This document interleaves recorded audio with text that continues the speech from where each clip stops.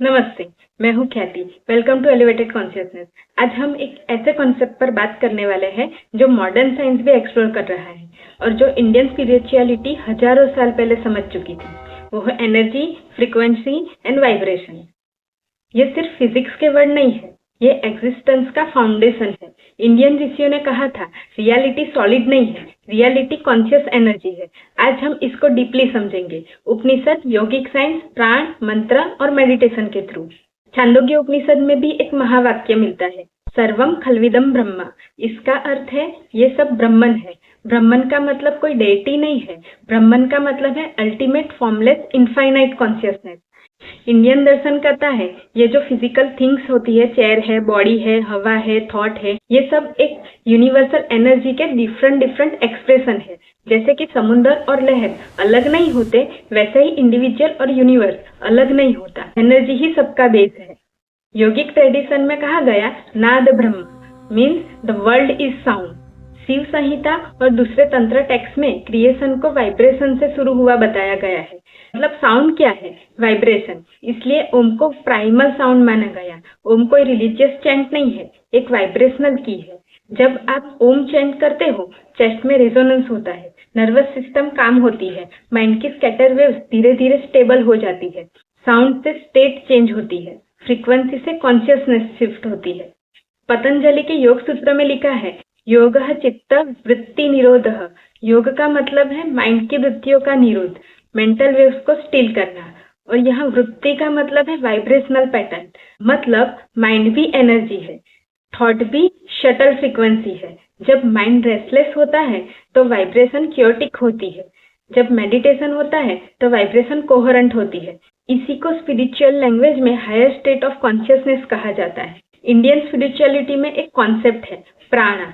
प्राण को life force energy कहा जाता है। ये सिर्फ ऑक्सीजन नहीं है, ये शटल वाइटलिटी है। ब्रीथ प्राणा का व्हीकल है, इसलिए प्राणायाम का फोकस सिर्फ ब्रीदिंग एक्सरसाइज नहीं है, एनर्जी रेगुलेशन। जब आपका प्राण बैलेंस होता है, इमोशन स्टेबल होते हैं, माइंड क्लियर होता है, अवेयरनेस शार्प होती है। जब प्राण डिस्टर्ब होता है तो स्ट्रेस, फियर, एंग्जाइटी डोमिनेट करता है। एनर्जी चेंज होती है तो एक्सपीरियंस भी चेंज होता है। स्वामी परमहंस योगानंद ने कहा था, ह्यूमन बीइंग एक लिविंग बैटरी है जो कॉन्स्टेंटली एनर्जी रेडिएट करती है। हमारा इनर स्टेट हमारे आउटर एक्सपीरियंस को इन्फ्लुएंस करता है। एंगर कॉन्ट्रैक्शन क्रिएट करती है, कंपेंशन एक्सपेंशन क्रिएट करता है और ग्रेटिट्यूड ओपननेस क्रिएट करता है। स्पिरिचुअल ग्रोथ का मतलब है फ्रीक्वेंसी को एलिवेट करना, पर फोर्स से नहीं, अवेयरनेस से। अब सिर्फ थियरी नहीं, छोटी सी प्रैक्टिस करते हैं। इसके लिए आप सीधे बैठ जाइए, अपनी आंखें बंद कर लीजिए, स्पाइन कंफर्टेबल एंड स्ट्रेट। अब ब्रीथ को ऑब्जर्व कीजिए, कुछ चेंज नहीं करना है, बस नोटिस करना है। ब्रीथ फास्ट है या स्लो। अब कॉन्शियसली धीरे धीरे गहरी सांस अंदर लीजिए। 1 2 3 4।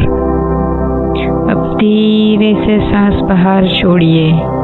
1 2 3 4 5 6। सांस अंदर। 1 2 3 4। सांस बाहर। 1 2 3 4 5 6। सांस अंदर, सांस बाहर, सांस अंदर, सांस बाहर, अंदर, और धीरे से सांस बाहर छोड़िए। अब चेस्ट एरिया में ध्यान लाइए।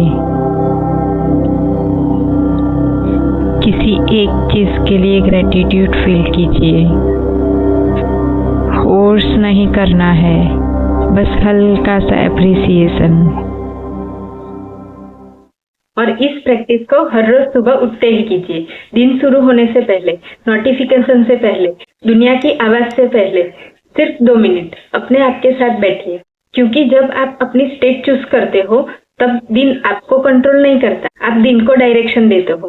तो फिर हर सुबह एक नई फ्रीक्वेंसी चूज कीजिए। इंडियन विजडम कहता है आप बॉडी नहीं हो, आप माइंड नहीं हो, आप वाइब्रेशन हो, आप कॉन्शियसनेस हो। एनर्जी को समझना मतलब खुद को समझना, और जब आप कॉन्शियसली अपनी फ्रीक्वेंसी रेस करते हो तब लाइफ स्ट्रगल नहीं रहती, एक फ्लो बन जाती है। This is not motivation, this is realisation. नमस्ते।